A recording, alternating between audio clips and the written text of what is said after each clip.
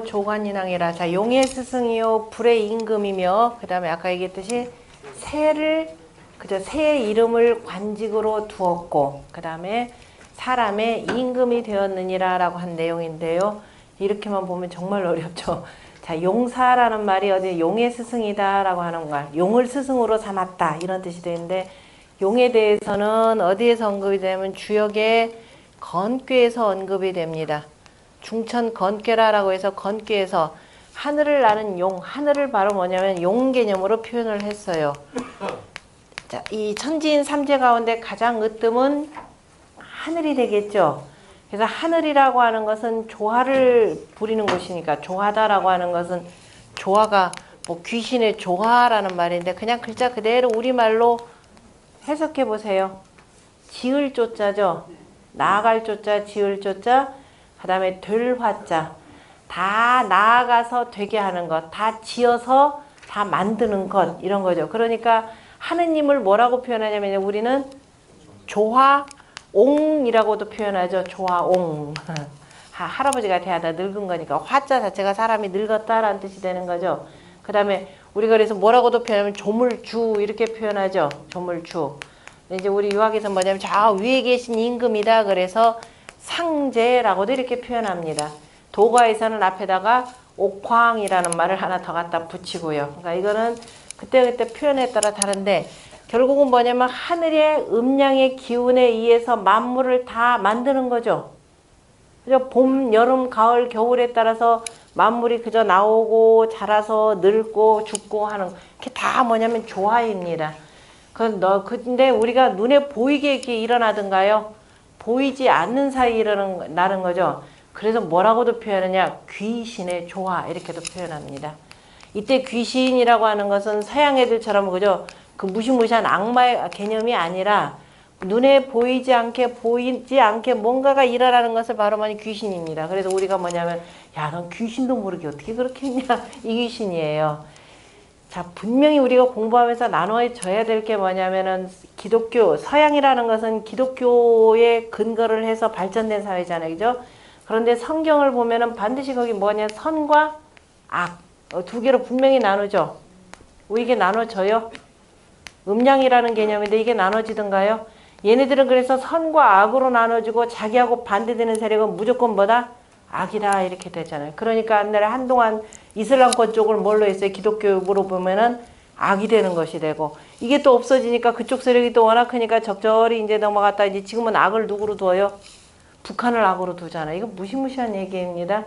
얘네들 모든 방식이 이런 식이에요. 처음에는 제가 제가 서양 영화를 주로 미드 여러분들 잘 보죠? 저도 미드를 가끔 좀 보는데 가만히 이렇게 보려다가 이것저것 틀면 요즘에는 온통 무슨 뭐 좀비 영화에다가 외계 영화에다가 어저께는 문득 이렇게 보다가 얘네들이야말로 진짜 상상력이 부족하다라는 생각이 드는 이유가 이 상상이 선과 악으로 딱 나누다 보면 너는 선이고 너는 악이고 그죠? 아니면 말고 이런 식이 되니까 그동안 나름대로 이렇게 대비해서 뭔가를 만들면 참 재밌죠. 단순 명쾌하니까. 그런데 이게 사람과의 관계를 다루는 데는 어때요? 굉장히 부족해집니다. 그게 무슨 얘기냐면은 우리가 볼 때 우리나라 드라마들 막장 드라마라 그러지만은 저쪽에 나가서 얼마나 인기 굉장히 많죠. 무지무지 미국에서도 인기가 무지무지 많대요. 지난번에 미국에서 공부하던 분이 잠깐 여기 휴가 나와가지고 와서 만나고 갔는데 자기도 공부를 해야 되는 공무원이랍니다. 미국에서 공무원 하시는 분인데 자기만 만나면 야, 그 드라마 내용 어떻게 됐냐 계속 물어본대요. 난 정말 보기 싫어 죽겠는데 공부해야 되는데 사람들이 하도 물어봐서 어쩔 수 없이 보게 된답니다. 그게 뭐냐면은 이 사람들이 사는 관계를 잘 모르는 거예요. 오로지 기도하면서 하느님과 나 관계예요. 그러니까 사람과 사람 관계를 잘 다룰 줄 모르고 선악 개념으로 대비하다 보니까 미국에서 잘 만들었다는 영화들 최근에 뭐예요? 그나마 좀 볼만한 거. 법정 드라마. 그죠? 변호사 나오는 거 잘 만들죠. 그 다음에 또 뭐예요? 수사물이죠. 법정 드라마 수사물이 전부 다 뭐예요? 선악 개념이에요. 저는 나쁜 놈. 아니면 그 다음에 이쪽 옳은 사람. 이것도 한계가 되니까 전부 다 그 다음에 뭐예요? 외계 영화예요. 외계 영화, 좀비 영화, 그 다음에 무슨 드라큘라 영화. 이런 방식이에요. 근데 우리 상상력 발휘에도 이런 거 나와요, 안 나와요? 우리의 상상력은 뭐냐면 사람들 관계 속에서입니다. 어떻게 하면 사람들이 지지고 볶는 얘기들이 있죠. 무궁무진하게 만들어냅니다. 우리는. 근데 얘네들은 가만히 보면 전부 다가 죽이는 개념이에요. 상대방을 죽이고 살해하고. 그래서 이제 그거 가지고 다툼하고. 그래서 아 정말 상상력이 부족한 게 여기구나. 사람 사는 방법을 모르거든요. 그러나 사람 속에서 다양하게 만드는 방법들은 누구냐면은 이 농경문화 사람들입니다. 농경문화는 그냥 내 땅에서 이렇게 계속 정착해서 살다 보니까 주변에 웬만한 것들은 다 알죠. 근데 유목민족은 끊임없이 움직여야 되니까 굉장히 공포감이 강한 족속들입니다. 그러니까 선과 악 개념으로 이렇게 보는데 상상력이 이런 데서 나오는 거예요. 이 무궁무진한 이 하늘의 변화를 뭘로 표현해야 되느냐. 그죠? 하는 것 중에 그래서 용 개념이라 그랬죠. 용이라고 하는 거 우리 이제 부수 공부에서도 공부했지만은 하늘의 음양에 따라서 뭐예요? 책력이 나오는 관계로 표현한 내용입니다. 그러니까 봄, 여름, 가을, 겨울 속에서 이게 끊임없이 바뀌는 관계로 표현하는 것이 용이 되고 또 용이라고 하는 동물은 따뜻한 봄이 되면 나왔다가 가을이 되면 음기운이 있으면 땅속으로 들어가는 것. 이렇게 그 용 개념인데 나중에 자세하게 설명하겠습니다. 그래서 하늘의 저 무궁한 그 조화작용, 변화와 조화작용을 바로 용으로 표현을 해서 잠용이니 물용이라 혈용제전 이견대인이라 그 다음에 비룡제천 이견대인이라 항용이라 뭐 이런 식으로 쭉 표현을 했습니다. 그래서 이러한 여러 가지 그 조화작용을 부리는 그 하늘을 바로 뭘로 삼았느냐? 우리의 본보기로 삼았다라고 하는 겁니다. 이렇게 해서 그 괴를 그린 사람이 누구냐면은 바로 여기는 복희씨입니다. 자, 지금부터 쭉 정리해 나가는 이 유학사의, 그러니까 이 동양의 황하문명관의 기본적인 역사입니다. 이것이 복희씨예요. 제가 황하문명관의 역사라고 표현하는 건 이건 중국만의 역사가 아닙니다. 자, 서양의 기독교라고 하는 것은 유럽 문명과 이 중동, 그다음 미국까지, 아메리카까지 두루두루 아우르면서 뭐냐면은 기독교라고 하는 걸로 하나로 묶여지잖아요. 거기다 나중에 헬레니즘 문화에서 이제 그리스 로마 문명을 어쨌든 이루는데 얘네들은 이걸 기본으로 씁니다. 황하 문명권의 이 문명이라고 하는 것은 뭐냐면 아시아 쪽이 기본적으로 같이 공유를 하는 것이에요. 그러니까 누구네 역사다 이렇게 보시면 잘못됩니다. 자꾸 우리가 이렇게 국수주의적으로 이렇게 옮겨지다 보니까 웬만하면 저건 중국의 역사 그러는데 미안하지만 복희씨 그러면은 동이족의 대표로 얘기되는 사람들입니다. 아까 얘기했던 저기 상나라, 은나라라고 하는 것은 바로 동이족으로 얘기하는 것이 되고, 그 다음에 주나라라 그러지만은 맹자가 주나라의 문항을 뭐라면 그건 서희의 사람이라 이렇게 표현해요. 자, 이라고 하는 거 조금 이따도 공부하겠지만 이것도 다음 시간쯤 공부하겠네요. 이라고 하는 것은 임금님이 계신 천자의 나라로부터 저 삼천리 바깥 지역의 내용을 바로 이족이라 이렇게 표현하는 겁니다. 다만 우리가 중앙정부냐 아니냐에 따라서 이렇게 달라지는 것 뿐이니까요. 편견 갖지 마시고 그냥 황하문명권의 문화다 이렇게 보시면 돼요. 그래서 용으로 비교했기 때문에 용을 스승으로 삼았다. 그래서 이 조화작용을 바로 우리가 우리가 본받아야 될 것으로 봤고, 그 다음에 복희씨가 이렇게 해서 주역의 괴를 만들고, 그 다음에 책력을 만들어서, 책력을 만들고, 이제 뭐 어쨌든 두루 이제 사람들 간의 의사소통을 할 수 있게 만들었죠. 그리고 난 뒤에, 그 다음에 책력을 만들었으니까 이제 농사짓는데 훨씬 수월해졌겠죠. 거의 지었다 보니까, 때에 맞춰서 짓다 보니까 훨씬 수확량도 많아지고, 확실하게 결실을 얻는데, 조금 더 뭐가 부족하냐면은, 사람의 힘만 가지고는 어려우니까 농기구를 만들어야 되겠죠. 그 농기구를 만드는 사람이 누구냐면 신농씨입니다. 신농씨가 되고 바로 이 신농씨가 농기구를 만들어서 이른바 농업의 비약적 발전을 가져옵니다. 그러면서 뭘 하느냐? 화식, 그죠? 불을 떼서 음식을 이렇게 찌어 먹고 뭐 밥도 해 먹고 떡도 해 먹고 할 수 있는 것들을 만들으시는 분이 바로 화재라고 일컫는 부분. 우리 흔히 얘기하는 저 수인신의 마당에 있는 수인씨가 바로 화재라고 일컫는 사람인데 바로 신농씨가 되고, 그 다음에 조관이라고 하는 사람은 누구냐면은 불이라고 하는 것은, 그리고 불은 타서 오르면서 만물을 따뜻하게 해주는 데서 힌트를 얻어가지고 이제 불을 다스린 임금이다. 그래서 화재 이렇게 표현합니다. 그 다음에 조관이라고 하는 것은 옛날 사람들은 새의 울음소리나 이런 짐승들의 움직임이나 이런 걸 보면서 앞으로 무슨 일이 일어날 것이다 라는 것을 예측을 하죠. 그죠? 다시 말해서 자연의 아주 미세한 이런 변화를 보면서 두루두루 예측을 합니다. 새가 막 우는 모습을 보고 저 무슨 일이 일어났겠구나 이런 걸 예측을 하는데, 이후에 사람들이 이런 과학이나 스스로 여러 가지 문명의 이기들을 발달을 시키면서 자연에서 나오는 이런 소리들을 잘 못 듣게 되죠. 무슨 얘기냐면, 우리가 한 20년 전인가요? 동남아 쪽에 쓰나미 몰려왔을 때 죽은 사람들이 누구예요? 어마어마하게 죽은 사람들. 이른바 그 최고의 문명사회에서 간 여행객들입니다. 그저 저희는 거 보고서는 전혀 못 느끼는 거죠. 근데 미리 옮겨간 사람이 있어요. 그 땅에서 대대로 농사 짓고 살았던 사람들.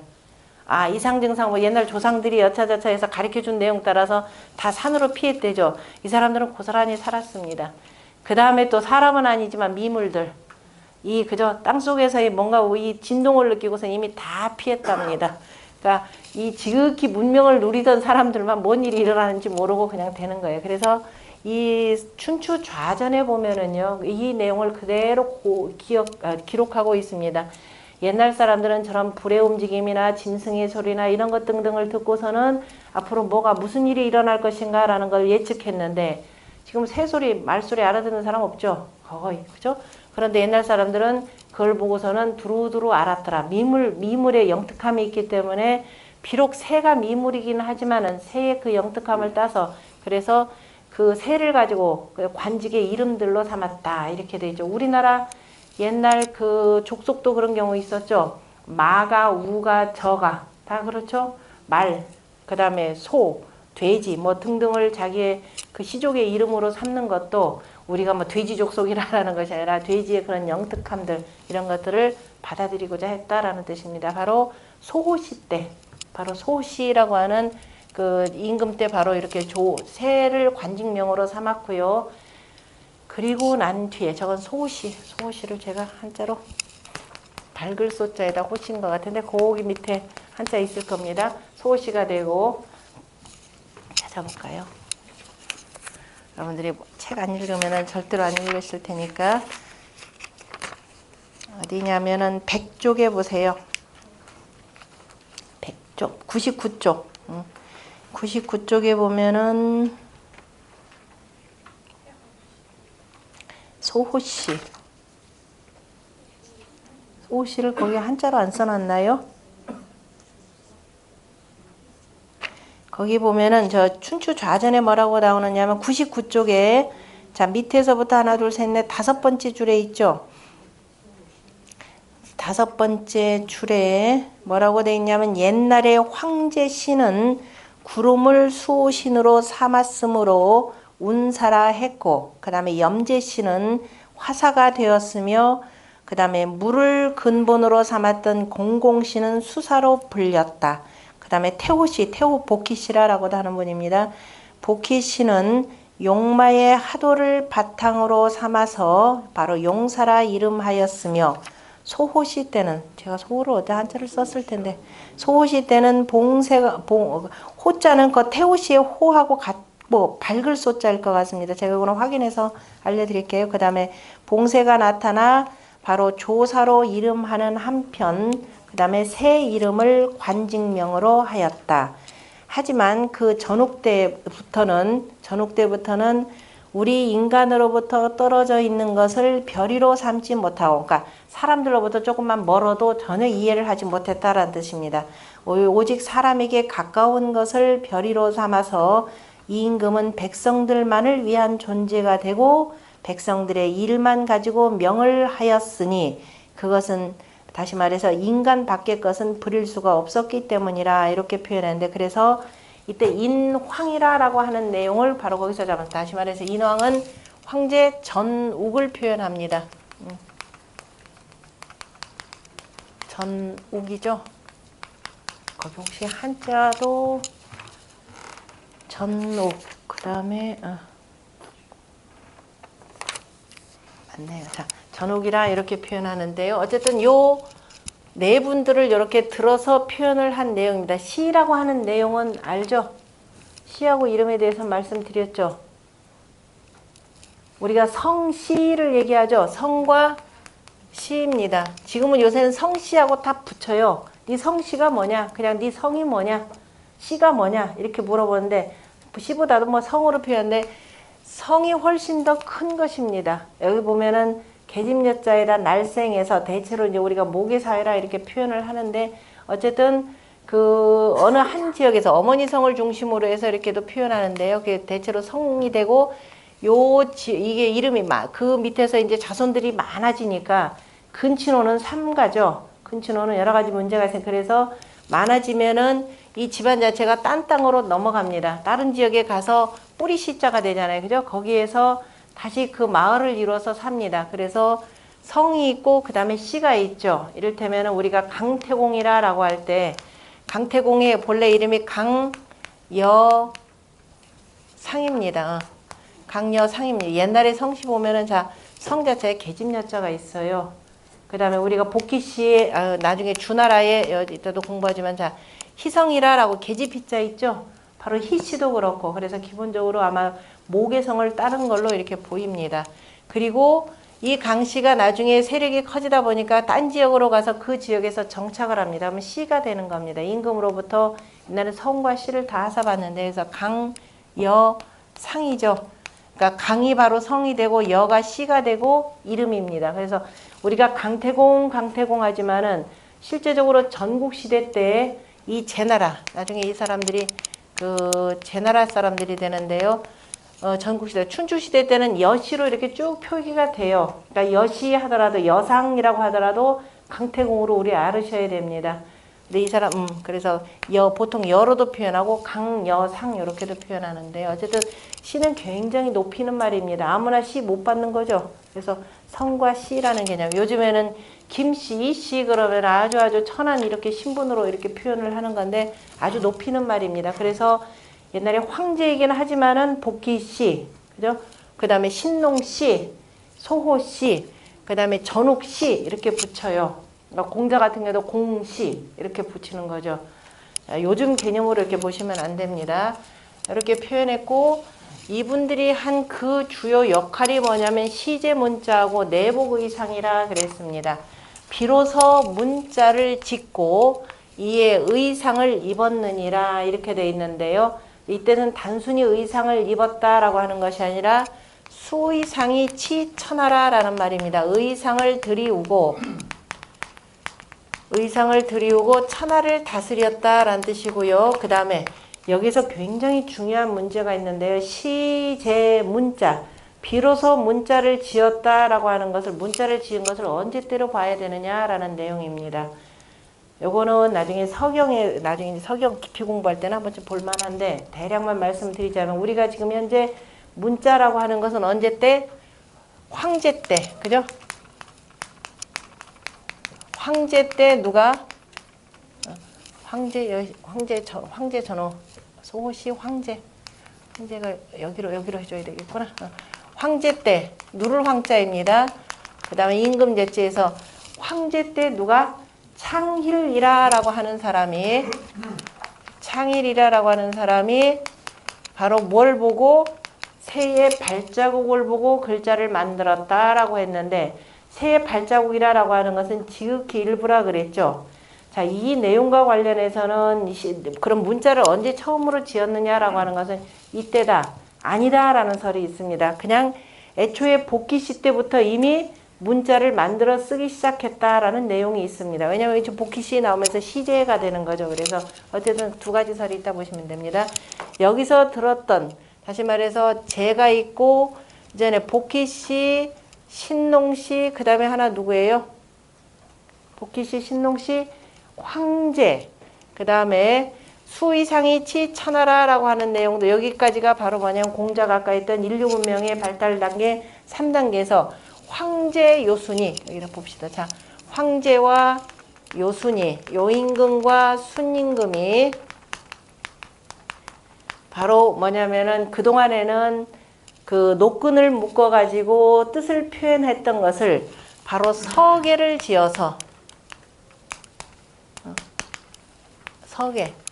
서계를 지어서 그 다음에 두루 백성을 다스렸다라고 하는 내용이 하나가 있고, 그 다음에 황제 유순이 수의상이 치천하라라고 하는 말이 나옵니다. 그래서 다시 말해서 의상을 들이오고 천하를 다스렸다라는 내용인데요.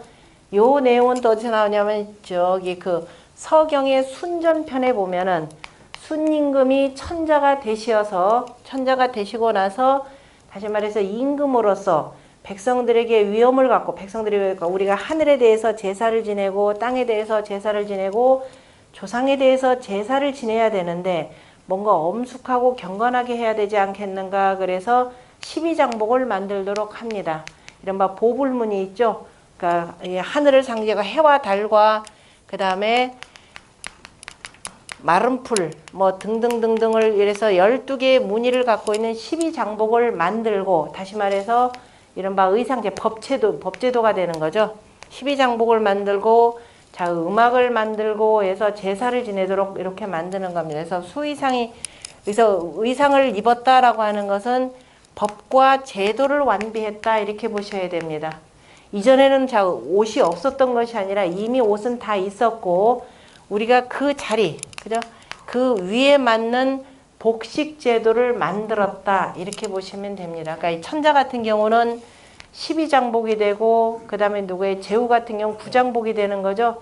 그 아래 단거에서 7장복 이런 식으로 해서 쭉 신분에 따라서 내려가는 겁니다. 그러니까 법과 제도를 완성시켰다. 그러니까 유학제도의 유학책에서 이 황하문명권의 법과 제도가 두루두루 그 통치 질서의 체제가 완비되는 것이 언제냐면은 요순 시절로 이렇게 표현을 합니다.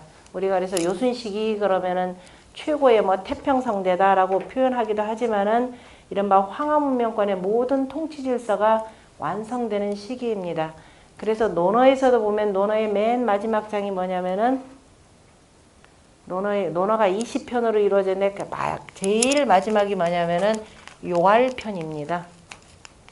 요할편이라고 둔 것은 이후에 나라를 다스리려고 하는 자들, 다시 뭐 이런 사람들은 전부 다 뭐냐, 옛날 요순의 도에 그죠 초점을 맞춰라 라고 하면서 맨 처음에 뭐라고 나오냐면은 요임금이 순임금에게 그 나라를 물려주면서 양위를 하면서 뭐라고 하냐, 윤직궐중하라 이렇게 표현했습니다. 진실로 그 중을 잡아라 이렇게 표현하는 내용이죠. 그러니까 지금 여기서 나오는 요 내용, 시제문자고 내복이상이라고 하는 것은 이른바 유학질서에, 그죠? 통치질서에 그 제도가 확립되었다라는 뜻입니다. 그래서 요 두 시기에, 요 두 문장, 8개, 16글자가 바로 뭐냐면 삼황 오제 시기를 다루고 있는 내용입니다. 자, 삼황이다 그러면은 누구냐면 여기서 삼황 개념은 누구로 보냐면은 주역으로 표현하자면 천왕, 지왕, 인왕 이렇게 보시면 됩니다. 하늘과 땅과 자, 이 사람이 가장 이걸 근본으로 해서 오제라고 하는 것은 복희씨, 신농씨, 황제, 그 다음에 요임금, 순임금 이렇게 두는 겁니다. 자, 이것이 주역에 의한 기본 방식이 되고요. 거기 보면은 사기에서는 조금 다르게 보일 겁니다. 거기 그 백쪽이에요. 백쪽의 그 아래에 보면은 해설, 그 붉은 색깔 그 위에 보면, 분홍색 위에 보면은 밑에서 세 번째 줄에 반면에 사마천의 사기에서입니다. 사기에서는 사왕을 누구로 내는 신농씨, 복희씨, 수인씨 해서 신농과 또 수인을 조금 다르게 보고요. 그 다음에 오제 그러면 황제, 전욱, 곡, 그 다음에 요, 순 이렇게 둡니다. 그래서 실질적으로 역사의 시작을 어디로부터 쓰느냐면은 황제로부터 쓰고 있습니다. 사마천은. 그러니까 요거 잘 보셔야 됩니다. 그러니까 중국인들이 우리의 최고의 조상은 누구다? 황제라. 우리는 황제의 후손이라 라고 하는 것은 누구의 근거를 한다? 바로 사마천의 이 사기의 근거를 해서 쓰는 거죠. 우리가 이렇게 보면 저런 멍청한 이들 이렇게 봐야 되겠죠. 누구로부터 봐야 되겠어요? 복희씨로부터 봐야 되겠죠. 그래서 사마천 같은 경우는 이제 본기로 해서 쭉 그렇게 해서 황제 본기 이렇게 쭉 나가는 거니까 삼왕오제라는 부분에 대해서는 조금 여기 지금 실제적으로 그 누구예요? 그 종효 같은 경우가 쓴 것도 주역의 근거에서 천왕, 지왕, 인왕하고, 왜냐면 인왕이라고 하는 말 속에 이미 천지인 이 의미가 들어가 있고, 그 다음에 오제라고 해서 복희시, 신홍시, 황제, 요순이라고 했지만은 나머지 사람들도 사이에 있는 분들도 실은 다 포함을 해서 표현하는 겁니다. 다시 말해 달리 또 표현하면은 황과 제의 시기라 이렇게 표현할 수가 있겠죠. 황과 제의 시기입니다. 황이라고 하는 것은 훨씬 더 높은 존재이고 제라고 하는 것은 그보다 조금 좀 낮은 단계라 이렇게 보시면 됩니다. 이 황과 제라고 하는 것을 임금 이름으로 쓴 것은 누구 때냐면은 진나라 때가 되는 거죠. 진나라 시황제, 진나라 그죠? 진영이죠. 처음으로 황제가 돼서 나는 옛날에 그죠? 황과 제를 두루두루 아우르는 사람이다. 그래서 스스로가 그죠? 양쪽을 다 아울러서 황제라는 말을 씁니다. 그래서 이후로 모든 중국의 중원 땅을 통일한 최고의 통치자들은 뭐냐면은 황제라 표현했고, 그 다음에 저쪽에서 우후죽순 일어나도 그냥 다 황제라 이렇게 표현을 합니다.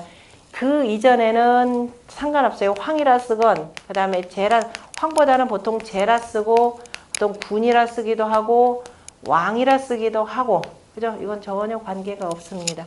이렇게 썼더라라는 거. 이보다 이제 낮은 것들이, 낮은 직위가 뭐냐면 공후백자남이 되는 거죠. 공후, 자, 백자남이 되는데, 이런 경우는 확실하게 뭐예요? 제후가 되는 경우죠. 나머지는 다 같이 쓴다 이렇게 보시면 됩니다. 그 다음 추위 양국은 유도당이라. 그 다음에 자, 위를 미루어서 나라를 사양한 이는 자, 유와 도당이라. 유시 도당시 이렇게도 표현을 합니다. 자, 여기서는 삼왕에서 이렇게 표현했고, 자, 여기까지도 이렇게 표현해야 되는데, 자, 추위 양국한 것은 바로 요임금이 순임금에게 그죠? 요임금이 순임금에게 양위를 하셨고, 순임금 또한 나중에 우에게 양위를 한 내용입니다. 그래서 이름하여서 우리가 흔히 얘기하는 선양의 역사를 표현하는 거죠. 다시 말해서 왕이 될 사람은 그 누구보다도 대단히 탁월해야 된다라는 거죠. 개인의 사리 사욕을 취하는 것보다도 항상 공리, 그죠? 공변된 생각을 갖고 공리를 추구하는 것이 굉장히 중요하다라는 것을 이렇게 하나 보여주었고요. 자, 그래서 이러한 선양한 임금에 대해서 아까 뭐냐면 저 용이라고 표현했지만은 자, 어떻게 자연스럽게 대단히 훌륭한 통치다. 그래서 이런 사람 뭐냐면은 용대인이라 이렇게도 표현을 합니다. 그 다음에 조민벌죄하고 주발은탕이라. 조라고 하는 것은 위로한다라는 뜻입니다. 백성들을 위로하고 그 다음에 죄 있는 자를 친 사람은 주발은탕이라. 주나라의 발과 은나라의 탕이라. 자, 요거 설명 안 해. 유시라고 하는 거 아까 우서 했었죠? 누구예요? 누구? 네, 순임금이죠. 순임금이 되고 도당시라고 하는 것은 바로 요임금을 얘기합니다. 도라고 하는 땅에 당나라를 세웠다라는 겁니다. 저기 요임금이 다스린 나라는 당입니다. 그래서 요임금을 뭐라고도 표현하냐? 당요라고도 표현합니다. 그 다음에 순임금은 뭐라고 하냐? 우순이라고도 표현해요. 유자는요, 짝을 맞추기 위해서 그냥 허사로 집어넣은 말입니다. 가끔 한자에 보면은 허사로 들어가는 말들이 있어요. 그 굳이 해석하지 않습니다. 그래서 자, 순임금을 유시라고 하고 그 다음에 요임금을 도당시라고도 합니다. 달리 표현하면은 뭐예요? 당요 우순이라고도 표현하고요. 이 두 분을 한꺼번에 일컬어서 뭐라고 하냐면 당우지제예라고도 표현합니다. 됐죠?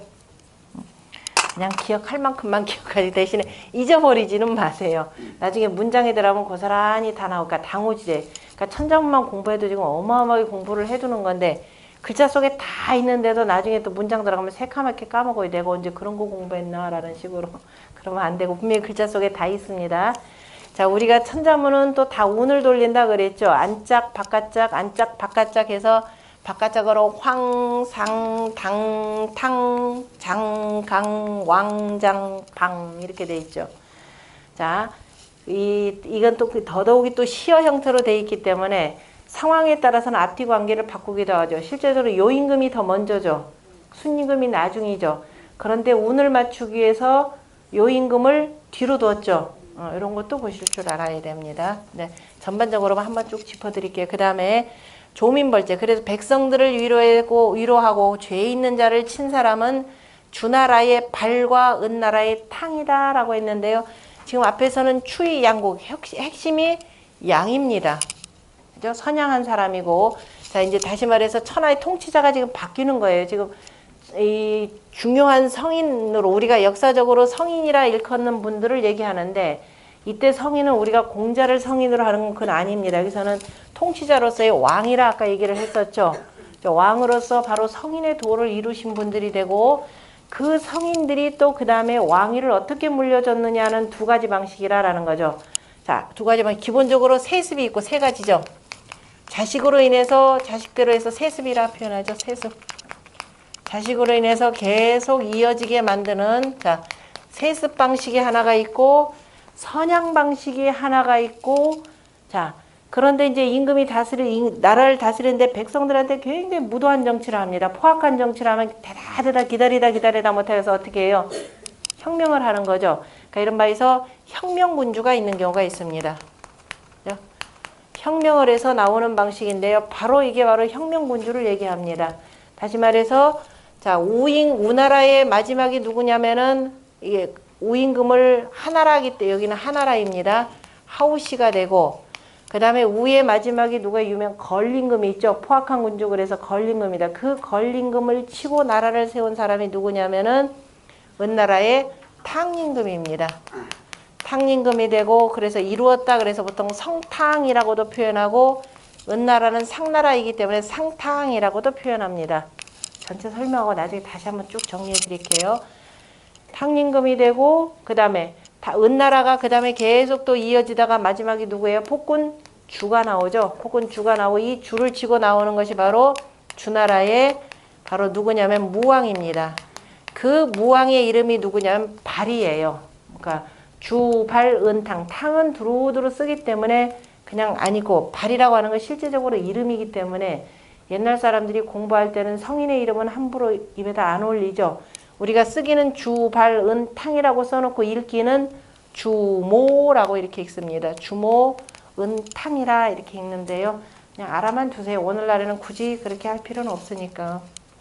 주모, 은, 탕이라 해서 탕림금과 무왕으로 이렇게 이어지는 요 탕림과 무왕이지만 요 사이에 누구가 피냐면 문왕이 빠지는 거죠. 일단 문왕은 빠지지만, 왜냐면 여기 아버지가 되고 서백창이 되고 나중에 추존이 되는 임금입니다. 자, 어쨌든 간에 탕무혁명론을 얘기하고 있습니다. 탕무혁명론에 대해서 이것을 정리하신 분이 누구냐면 공자예요. 공자가 주역의 택화혁궤에서 바로 탕무가 그죠? 혁명을 하고 나서 칠혁명시했다라는 말이 있습니다. 다시 말해서 혁명을 하는 이유는 뭐냐면 백성들이 도탄에 빠져서 세금은 많죠. 세금 낼 감당할 힘은 없죠. 그리고 여차하면 전쟁에 불러들여 가지고서는 그죠? 이게 죽게 되죠. 그러니까 백성들이 농토를 버리고 뿔뿔이 떠납니다. 그리고 세금은 과다하게 책정하면서 백성들로 하여금 쉽게 농사를 지을 수 있는 발판들은 안 만들어줘요. 그러니까 항상 지금이야 뭐 달력이 쭉 나오겠지만 옛날에는 책력을 그때그때 반포해서 어떻게 하라라고 나와야 되는데 이걸 안 합니다. 게을리합니다. 그러니까 이 사람들이 자, 임금자리에 올라서 제일 먼저 하는 일이 역법을 다스렸다라는 겁니다. 그래서 백성들의 농사의 때를 밝혀주는 것, 그걸 우리가 칠혁명시라고 하면서 공자가 탕림금과 무왕의 혁명을 옹호하고 있습니다. 그죠? 탕무혁명하여 칠혁명시하였다라고 주역에 이렇게 쓰고 있는 거죠. 그래서 선양한 임금과 그 다음에 혁명군주로서 이렇게 이어지는 거죠. 그 다음에 이렇게 해서 이게 옛날 공자가 나오기 전까지 이른바 유학에서 최고로 일컫는 바로 성인들에 해당되는 겁니다. 여기까지가. 이런 분들이 그 다음에 선양을 했건 세습을 했건 혁명을 했건 이분들이 정치는 여러했다라는 뜻이에요. 나머지가. 어떻게 했느냐. 좌조문도하고 조정에 앉아서 도를 묻고 수공평장이라 팔짱을 들이우고 있어도 두루두루 세상이 평안해지고 밝아졌다 이 내용입니다. 이게 어디서 나오면 서경에서 나오는 내용인데요. 자, 조정에 가만히 앉아있죠. 대통령이 정치하는데 막 돌아다니면서 어쩌고저쩌고 하던가요? 가끔 필요할 때만 나가죠. 모든 것은 뭐냐면 집무실에서 다 이루어지게 돼 있습니다. 집무실에서 뭐 하느냐? 누가 뭐 어쩌고 저쩌고 아니에요. 그래서 집무실에 앉아서 아침에 조정회의할 때 내가 어떻게 하면은 그저 백성들이 그저 편안하게 잘 살 수 있을까? 오로지 이거예요. 내가 어떻게 위정자로서 그저 무편무당하게 편도 없고 당도 없으면서 중정한 이 도를 펼 수가 있을까? 그래서 한 사람이라도 그늘진 곳에 살지 않도록 그저 두루고루 편안하게 살 수 있는 방법이 뭘까? 그게 도죠. 다시 말해 내가 그걸 달리 표현하면 어진 정치가 되고 인정이 되고 덕치가 되는 겁니다. 그 방법들을 끊임없이 물어보는 거예요. 그래서 내가 어떻게 해야 백성들의 본이 될까? 그렇게 했더니 그리고 나서 어떻게 돼요? 각각 자리에 어떤 사람들을 적재적소에 그죠? 적합한 인물들을 다 임명을 하고 그 다음에 이제 임금은 뒤에서 해야 될 일이 뭐냐? 과연 저자들이 내가 믿고는 맡겼다마는 그죠? 과연 그대로 행해졌는지 자 산골 구석구석까지 가서 이른바 여론 청취를 하는 겁니다. 내가 위에서 명했는데 저 가다 보면 명이 엉뚱하게 꺾어지잖아요. 그죠? 그래서 자 가장 먼 곳에 가서 여론 청취를 해서 과연 내가 위에서 명한 바대로 정책들이 시행이 되고 백성들이 무탈하게 살고 있는지 이것만 감시하면 되겠죠. 그걸 항상 체크를 그래서 나중에 그 제후들을 조회를 하는 게 이겁니다. 내가 도량형대로 도량을 이렇게 폈는데 국가가 맞춘 이 국가 기준에 맞춰가지고 농사들 빌려주고 그 다음에 다시 그대로 받는지 빌려줄 때는 대박을 작게 하고 받을 때는 대박을 크게 했더라. 그럼 되겠어요? 안 되는 거죠. 그러니까 항상 조회하고 순수하는 게 바로 이런 거 맞추는 거예요. 그 다음에 책력을 제때제때 펴가지고 백성들 농사 짓는데 문제가 없는지 그리고 백성들 교육하는데 그저 이 시와 노래로서 제대로 하는지 안 하는지 이런 거 하는 겁니다. 그렇게 해서 했더니만 어떻게 돼요? 나는 그냥 팔짱을 들이고 있어도 세상이 편안하게 다 이렇게 됐더라라는 겁니다. 평안한 세상이 되는 거죠. 그게 바로 수공이 평정입니다. 모왕의 통치이기도 하고 그 다음에 탕임금의 통치이기도 하고 다 표현되는 거죠. 이렇게 해서 이렇게 했고 그 다음에 애육여수 했더니 그죠? 그리고 나서 여수라고 하는 건 검은 머리라는 뜻이죠. 검을 여자입니다. 검은 머리 백성, 그 검은 머리니까 백성들, 사람들이 쫙 모여서 머리만 새까맣게 보이니까 그래서 백성들을 사랑으로 길러서, 그죠? 사랑하고 길렀더니, 그죠? 애육여수하니 신복윤강이라 저 멀리 있는 변방에 있는 융족들, 강족들도 다 신하로서 복종하더라라는 겁니다. 저 요임금의 정치를 따랐더니, 무왕의 정치를 그대로 따랐더니 자 두루두루 백성들도 나에게 복종을 하더라. 그래서 이렇게 표현하죠. 그랬더니 또 하이일체하고 솔빈귀양이라 자 멀거나 가까우니나 할 것 없이 내선일체 아닙니다. 그죠? 일본 놈들이 조선 병합하기 위해서 내선일체라고 했지만 이때 그 일체라고 하는 것은 강압적으로 하는 것이 아니라 자발적으로죠. 자 먼 쪽에 변방에 있는 사람들 가까이 있는 나라들도 다 한 몸으로 하나가 되어서 이렇게 되죠. 하나로 되어서 솔빈귀양이라 다 손님을 이끌고 왕에게 귀순하더라. 그죠? 다시 말해 통치를 잘하는 사람, 그죠? 그런 임금에게 다 복종하더라. 같은 내용이 되겠죠? 이런 내용. 자, 이러한 세상이 되니까 그야말로 최고의 태평성대가 되겠죠. 이를테면 요즘처럼 미국이 패권을 장악해가지고 말 안 듣는다? 미사일 보내. 이거 아니죠. 이런 방식으로는 다스리지 않더라. 중국 같은 경우 말 안 듣는다? 군사 보내고 무슨 제지 초하라? 이렇게는 안 하더라라는 내용이죠. 그러니까 덕으로서 다스렸더니 다 이렇게 되더라.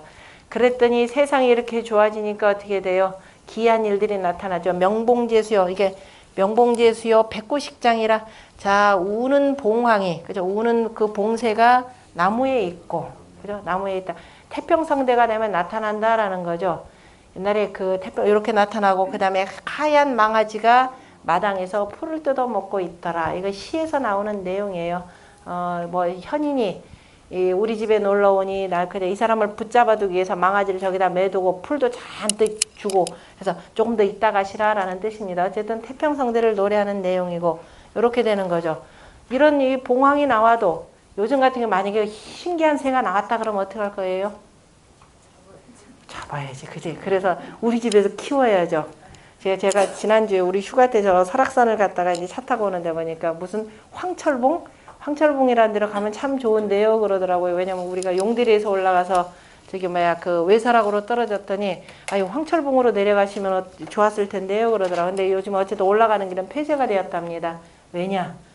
전국에 있는 산악회들이 어찌나 올라다니면서 귀하다고 하는 에델바이스로부터 해서 다 캐버려가지고요. 그래서 국가가 아예 못 들어가게 만든답니다. 이런 식이에요. 자기 욕심만 있는 거죠. 야생화들은 전부 다 밖에 둬야 잘 되는 겁니다. 근데 뭔가 신기하다 그러면 다 잡아가요. 왜 그러겠어요? 내가 저거 키워가지고 나만 이득 보려고. 그죠? 그러니까 우리가 공자가 춘추를 쓰셨죠. 이 천하의 도가 다 떨어진 것을 보고 춘추를 쓰시고 춘추의 가장 마지막 문장이 뭐냐면 서수행인이라는 글입니다. 노나라의 군주가 노나라 애공이죠. 당시 노나라 애공인 군주가 서쪽으로 사냥을 나갔다가 수하면 겨울 사냥입니다. 사냥을 나갔다 서수 횡린이라는 말이 있습니다. 기린을 잡았다. 사슴녹자. 기린을 잡았다라고 해놓아서 딱 끊어요. 공자가 더 이상 안 씁니다. 바로 그 내용이죠. 어떤 신기한 짐승을 잡아가지고서 이게 뭔가 하고서는 그죠? 뭔가 몰라가지고 공자한테 물어봐요. 내가 공부한 바로는 아마도 그게 이름하여서 기린인가 봅니다. 그런데 이 사람들이 이거 갖고 놀았겠죠. 그 결국은 죽었겠죠. 그러니까 공자가 이름하여서 저 미물을 이 군주로 훌륭한 덕 있는 군주라면은 자 미물도 아낄 줄 알아야 되는데 뭐 더 이상 말할 필요 없죠. 백성들의 삶이라고 하는 건 이미 도탄에 떨어졌고 저러한 신기로운 이런 걸 보더라도 그냥 놔두지 않고 어떻게 돼요? 전부 다 내가 사육하려고 하는 겁니다. 그러면 사육하다 보면 얘를 죽게 되는 거죠. 바로 그 얘기예요. 나라가 태평성대가 되고 사람들이 평안하니까 어떻게 돼요? 다 이런 미물들도 편안하게 우리 봉황이라 그러면은 나라의 현인이 나타나면 나타난다라거나 길조이기는 하지만은 이런 길조가 나타나도 그렇구나 하고 봐주고 그죠? 자기들끼리 살도록 이렇게 만들어주는 겁니다. 그 다음에 하얀 망아지들도 누가 그저 쫓거나 할 거 걱정할 것 없이 이렇게 태평하게 자기가 풀 뜯어 먹을 수 있더라라는 거죠. 그래서 화피초목이요. 그래서 다시 한번 성인의 정치라고 하는 건 성인의 교화, 성인의 그 덕화라고 하는 것은 두루두루 초목에까지 입히고, 그죠? 초목에까지 그 은택을 입고, 그 다음에 그 힘입음이 만방, 사방팔방이 되는 거죠. 온 천하가 다 이에 힘입는다 이렇게 되어 있습니다. 이것이 바로 성인의 정치가 되는 거죠. 지금은 다스리는 사람들이 어떻게 하면 이를 낼까? 오로지 이끝만 따지다 보니까 이른바 귀한 것만 보더라도 저거 어떻게 하면 증식해서 내 것만 넣을까? 이런 것만 생각하는 겁니다. 그래서 성인의 정치라고 하는 것은 아까 덕화가 나오는 거죠. 두루두루 저 미물에까지 다 입히는 것. 그래서 이러한 정치를 우리가 뭐라고 표현하냐면은 주역으로 주역의 모든 괴가 다 여기에 해당되는데 특별히도 이런 정치를 중부의 정치라 이렇게 표현합니다. 중부라고 하는 것은 바로 풍택 중부괴가 되는데요. 위에는 바람괴가 되고 자 밑에는 연못괴가 됩니다. 이거를 중부라고 표현하는데요. 자 바람은 어디서부터 불어오나요? 바람은 어떻게 분다 그러죠? 바람은 위에서 아래로 계절풍이죠. 계절풍이라는 건 저 위에서부터 아래로 불어오면서 만물을 다 바꿔주는 거죠. 그래서 다 변화시켜주는 게 바람입니다. 여기가 임금자리입니다. 저 위에서부터 임금님이 뭐예요? 바람이라 라고 하는 건 또 뭐라고 하냐면 손이라 이렇게 표현합니다. 바람의 괴명을 손이라 한다 그랬죠. 손이라는 게 무슨 손? 공손할 손. 임금이라고 저 위에 있다고 해서 거만하게 이렇게 다스리는 것이 아니라 그저 아래로만 짓도 보는 것이 아니라 어떻게 되냐 스스로가 낮춰서 공손하는 거죠. 그러한 공손한 정치, 낮춰서 하는 이런 정치를 하면 그 은택이 어디에까지? 백성들에까지 은택이 입혀진다 이런 뜻이 되는 거죠. 그래서 군자의 덕은 뭐다? 바람이요. 소인의 덕은 풀이라. 초상지풍이면 뭐라 그랬어요? 필언이라 그랬죠. 그거를 나타내는 것이 바로 뭐냐면 바로 요거입니다. 주역괴. 바람괴가 되고 자 우레괴가 되는 거죠. 풍뢰. 뢰라고 하는 것이 봄이죠. 풀이죠. 봄에 막 싹이 트는 거죠. 그래서 저 위에서부터 군자의 덕은 바람이요 소인의 덕은 풀, 초목을 표현합니다. 이것이. 자 그러면 초상지풍이요. 풀리로 바람이 불면 필언이라. 이거 주역으로 표현한 풍래 입괴입니다. 이게 바로 보탬이 되는 정치가 되는 거죠. 그죠? 두루두루, 그죠? 이게 남는 장사가 되는 겁니다. 그렇게 하면 바로 이게 바로 같이 그 중부의 정치가 되는데, 그 중부의 정치에 무슨 말이 있느냐? 이렇게 정치를 냈더니 신급도나라. 그 미더움이 어디까지 미치더라? 돈, 돼지 돈자에다가 고기 어자입니다. 저 미물인 저 돼지와 고기들까지 이르더라라는 거죠. 자, 무슨 소리냐면은 만약에 그 위에서 강포한 정치를 한다. 세금만 계속 부리고, 그죠? 백성들 살기가 힘들다. 그죠? 옛날에 뭐 하고 뭐 먹고 살아요? 먹고 살 게 없으니까 촉은 목피잖아요. 그죠? 풀뿌리 뜯어먹고 산에 가서 소나무에 송기울이라고 하나요? 여기까지 다 뜯어먹어가지고 산이 피폐해지게 되는 겁니다. 자, 국가에서 위에서 나라를 잘 다스려서, 그 얘기는 뭐냐? 우리 정전법의 정치가 되는 거죠. 백성들 저마다가 가족들이 충분히 먹고 살 만한 이 땅들을 다 나눠주니까 이것만 농사 잘 지으면은 굳이 초분목피할 일들이 없는 거죠. 짐승들이라고 하는 것도 기본적인 가축이고 내가 필요로 하는 것만 잡기 때문에 심할 일들이 없는 거죠. 근데 요즘에는 오로지 이익금만 채우는 세상이니까 국가가 강력하게 단속하지 않으면 안 되죠. 그물을 하더라도 어떻게 돼요? 새끼 치어들 다 빠져나가게 하는데 그래도 몰래 다 잡죠. 그 우리나라 연근에 명태가 다 없어가지고 다 씨가 말랐죠. 물론 이제 조류의 문제도 있겠지만 전부 그 씨말리는 게 있습니다. 옛날에 성인의 정치도 있어요.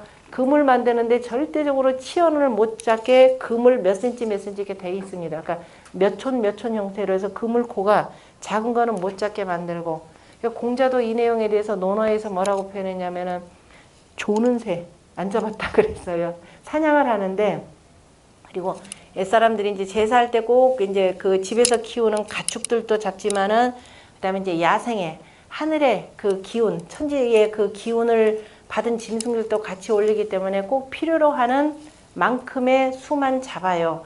임금들도 때로 그 사냥을 하죠. 사냥이라고 하는 것은, 자, 사냥은 봄, 여름, 가을, 겨울로 쭉 사냥을 합니다. 한 번씩 하면서 이때 뭘 하느냐? 대체로 잡는 게 100마리입니다. 100마리 해가지고서는 이 중에서 이제 그 중요한 것들, 많이 다치지 않는 것들은 제사에 쓰고, 그 이제 등급에 따라서 쭉 나눠주는 거죠. 같이 이제 몰입꾼으로 참여한 사람들까지 이제 쭉 나눠주게 되는데, 단순히 사냥을 그냥 재미 삼아서 사냥을 하는 것이 아니라 하늘과 땅에, 그 다음에 종묘에 제사 지낼 고기도 얻고, 그죠? 고기도 얻고, 그 다음에 또 하나 중요한 것이 뭐냐면은 군사훈련입니다. 그래서 사시마다 이렇게 군사훈련을 하는 거죠. 그래서 그 이상은 절대로 잡지 않기 때문에 이러한 정치를 해야만이 어디까지? 저 미물들에게까지 덕화가 미친다라는 거죠. 그것이 바로 그 성인도가 되고 대덕도나의 정치가 되는 겁니다.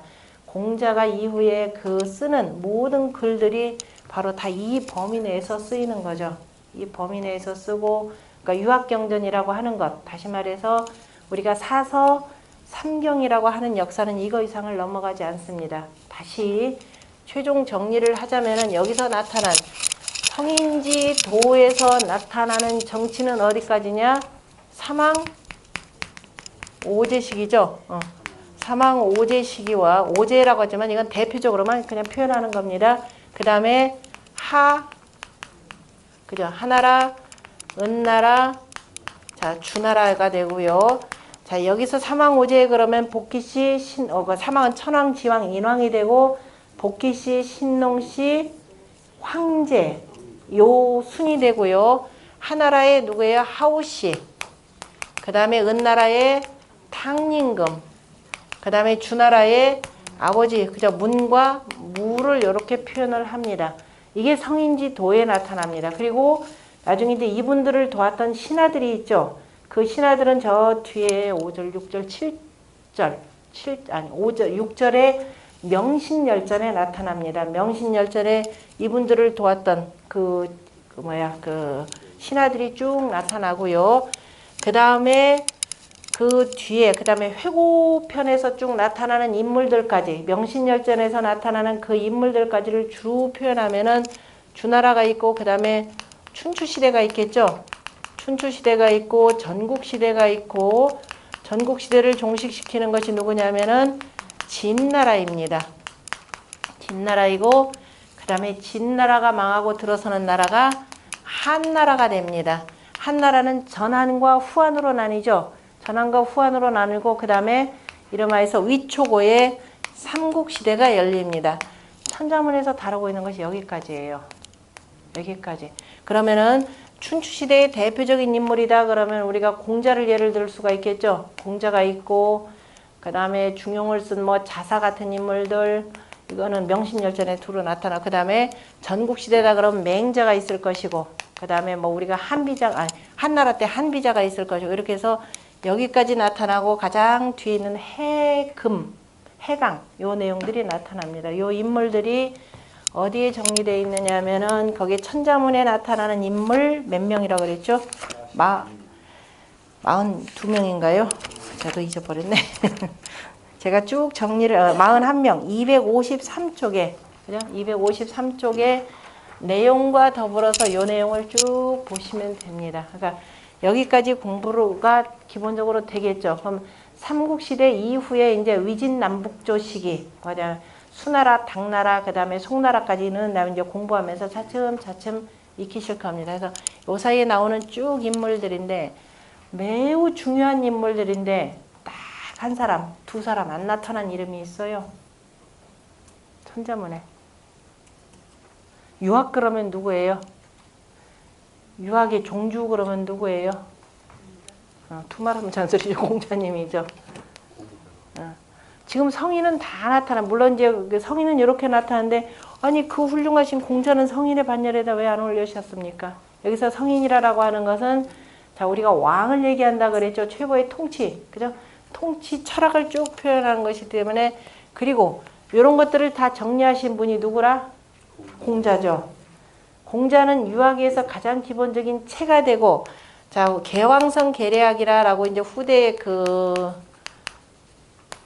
학자들이 평가를 하는 건데 이미 지나가신 성인을 이으셨고 지나가신 성인을 이으셨다라고 하는 것이 바로 여기서 나온 이 성인들입니다. 그리고 계례학 10개자죠. 우리처럼 그저 후대에 오는 그저 앞으로 오는 그 배우는 이들 그죠? 앞으로 오는 그 배우는 이들을 위해서 열어주신 분이 바로 공자가 되고 맹자는 바로 이런 걸 두루두루 집대성하신 분이라 이렇게 표현했습니다. 집대성이라 표현하죠. 성인의 집대성.